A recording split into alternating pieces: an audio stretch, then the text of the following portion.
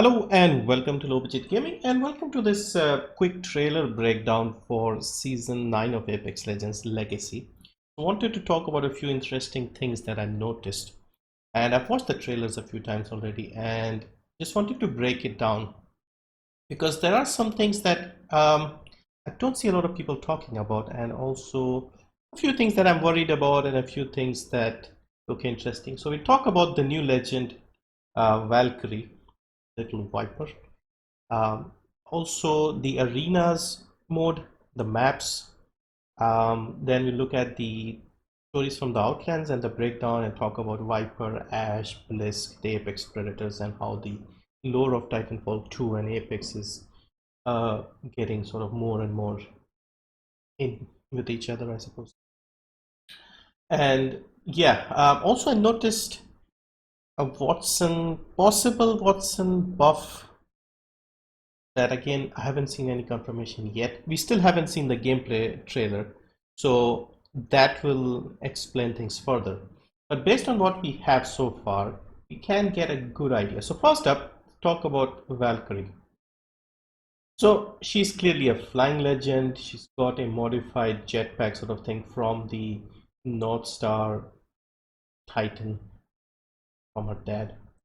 And in this section here, we see her flying for an extended period of time, which seems a little worrying, but I think this is just how she's dropping from the dropship, I suppose. So I don't think she's going to fly for this long during gameplay, because then she would be impossible to hit. So I'm guessing her flying thing would be like a tactical that may be on a short cooldown, and she'll just hover in the air for a little bit, sort of. Let's see if over here, sort of like this. You can see her slowly descending. So I'm guessing she's going to hover a little bit in the air for a few seconds. Sort of like if you've played the game Elix, you had a jetpack in that game where your guy would just sort of get like a boost, a jump, and get to higher places. So it wasn't like a flying thing permanently, but just hover in the air for a bit and go a bit higher. So that's the initial impression based on what I can see here. And if that is the case, then it would be a bit similar to Horizon, but a bit more better in terms of movement. Ultimate looks like a grenade thing, so I don't think she's going to be too overpowered, but yes, movement wise she looks really good. Now the other thing, next thing, the arenas maps based on this trailer. And I'm saying maps is because what I see here, this looks like a modified World's Edge. We got the snow area, you can see the people fighting. Let's see if you have like the full map in view. So when we saw it from above, you can see like it looks like a mini World's Edge. Here, you can see here, this sort of area. This is World's Edge. It looks like World's Edge with the ice and snow, and that's the play area. So what I'm thinking is we are going to get perhaps 3 mini maps based on the bigger actual maps arena for the arena mode. So you'll have one for World's Edge, one for King's Canyon, and one for Olympus. So this is the World's Edge map, and I think this is the play area. And I think it's like 2 teams of 3 each, so you don't really need a very big space. And that's why I think it would be easier for the devs to make multiple maps as well. So here you have Lifeline. Also notice the Lifeline nerf here. See, when she comes up here, she drops the drone to res Bloodhound. She's not got the shield now. Before, so she still has the remote, like the ability to revive the teammate and still fight, but the res shield is removed. Now this is something they did say was going to happen. So teammates, if you are playing with Lifeline, try to be in cover, because that is something I find really annoying. People just get knocked and just stand still out in the open. Let your teammate revive. This will be more important, because now she can't just constantly, drop a shield and revive teammates. Alright, so we'll move past this one, because the rest of it is, this could be like an ultimate, not an ultimate, I mean the finisher for Valkyrie, and like a legendary skin with her dad's helmet. Slight difference, instead of the white she's got more red and orange. All right, next, this part looks like the arena map for King's Canyon.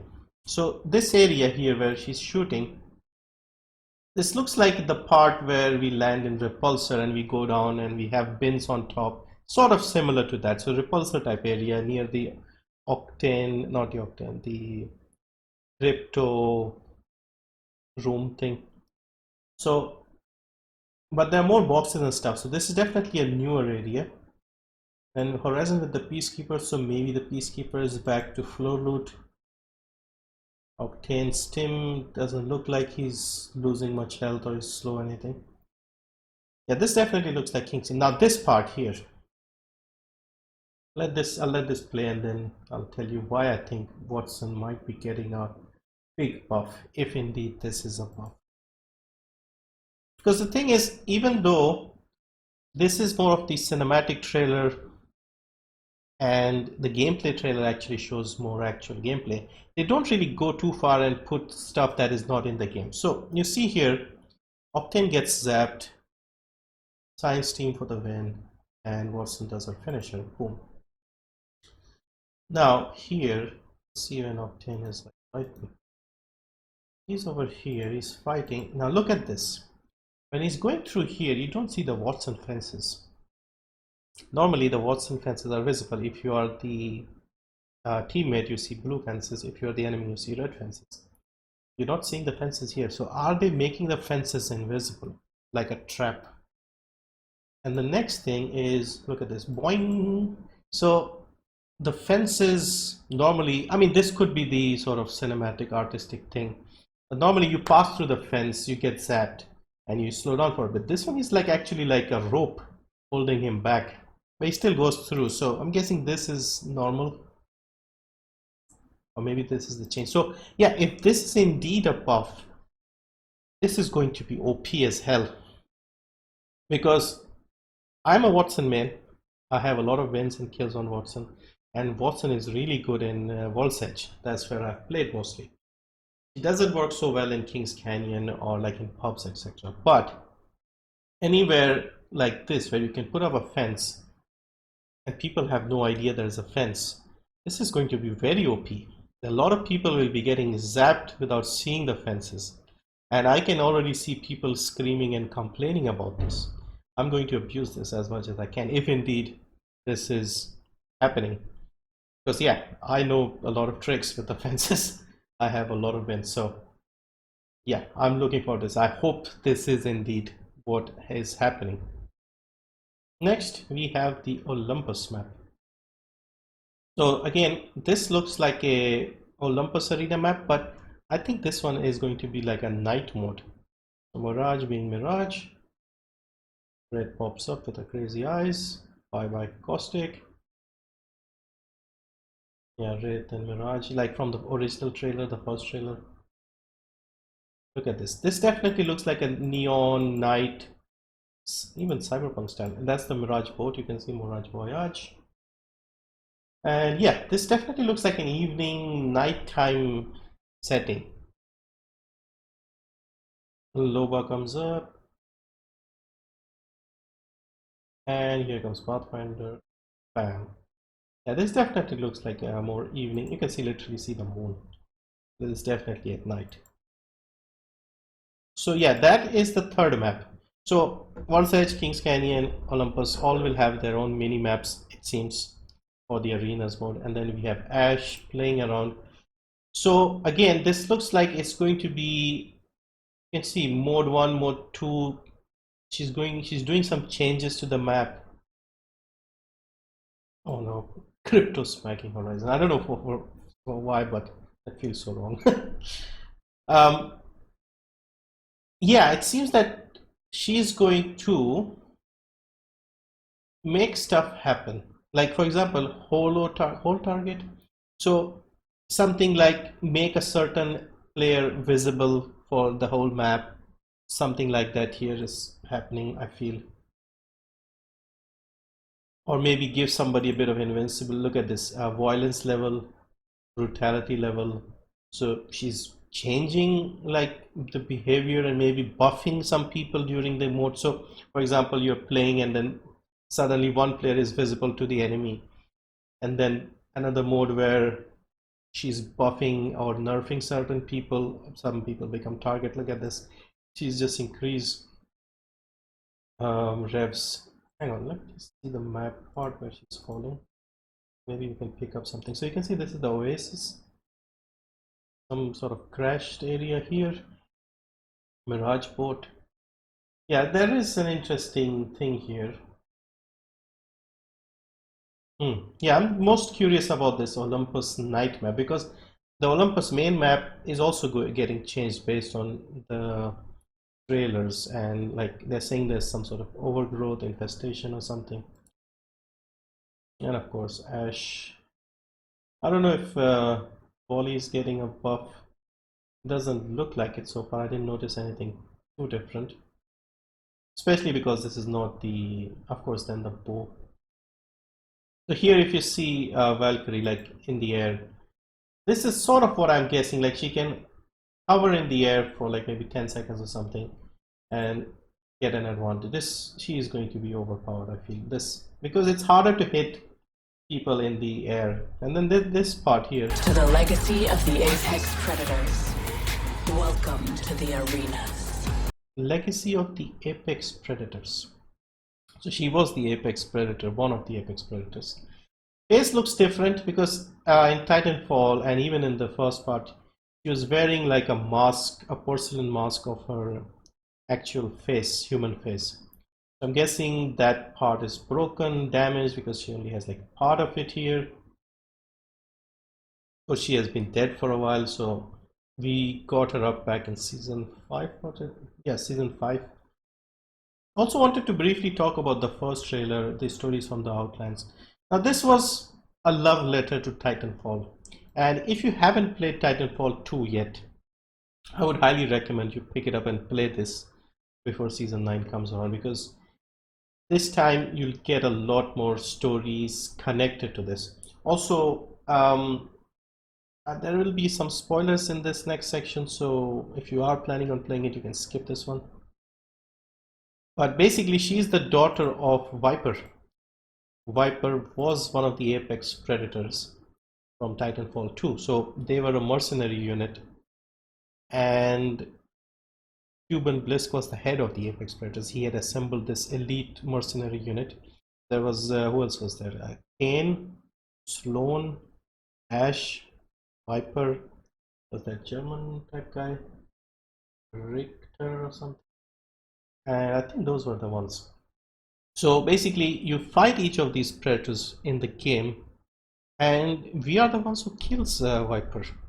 Viper was one of the most difficult bosses, I feel, because I don't recall, but I did stream the whole thing. It's on the channel here before Apex came out, I think end of 2018, and I think I died like 3-4 times to Viper. And also Viper, even while dying, he damages BT, our Titan, very badly, and then yeah, BT gets destroyed and we have to escape, blah blah blah. But yeah, Viper was very difficult, hardest boss, because he could fly, obviously. He was also very cool, and unlike the other predators, he was sort of just a very good pilot. The others were a bit more sort of psychotic and maniacs and, you know, mass murderers and stuff. I mean, Viper was as well, but this whole thing just gave so much backstory to the characters. Now in the Titanfall game, we never see his face, but here see him, and that's a cool belt with the Apex Predator logo. And then we have her talking to Blisk and show the memories. And yeah, there are sections here that were very, very cool. Like if you have played Titanfall, this part here, yeah, here, when you hear the sound of the Northstar systems transferred. this part, when you hear the sound of the Northstar Titan, this brought back memories, because this was a tough fight in the Titanfall 2 game. Yeah, And then when she's falling, this little Viper, and then you hear the famous Viper on station. yeah. They just did such a good job with this, especially getting the voice and the feel and the nostalgia of Titanfall 2 correct with this. Like everything, the same voice actors probably, and it just felt so good and such a nice reminder.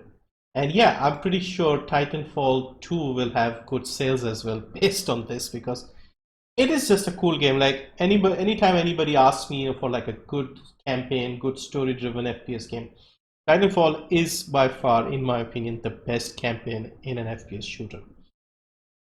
In one campaign, which is like 5 to 7 hours long, it has more innovative elements than many series of Call of Duty games or something. Like each level, each one has a new mechanic or something. It's just such a great story-driven game. And yeah, we don't have too much information on the website so far. You can see here BT's arm, Northstar, Viper.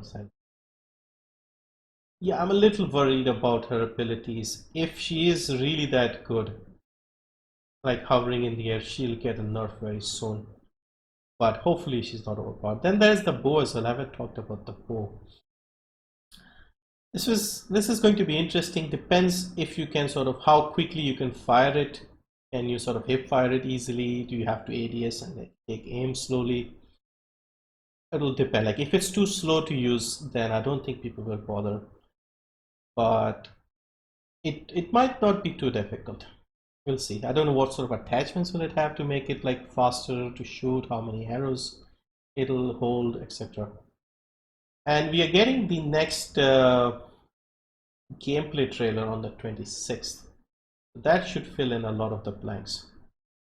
But yeah, hopefully this was interesting. Let me know your thoughts and if you're going to play Apex Season 9. Because I was starting to sort of wind down and lose interest in Apex, but recently with the announcement of the mobile version and now this legacy update, in fact they're not even calling it a season, they're calling legacy, and they are saying that this is going to be a big update. So I'm hoping they'll do some technical updates as well, like server fixes, cheater removal. That should make the game more fun. But the arena mode, if it's like a 3v3 deathmatch types mode, that should get a lot of the people who just jump in and just go like crazy and die. That'll give them a chance to go and play that and warm up a bit and then play the battle royale mode properly, I hope. Anyway, thank you for watching and see you in the next one.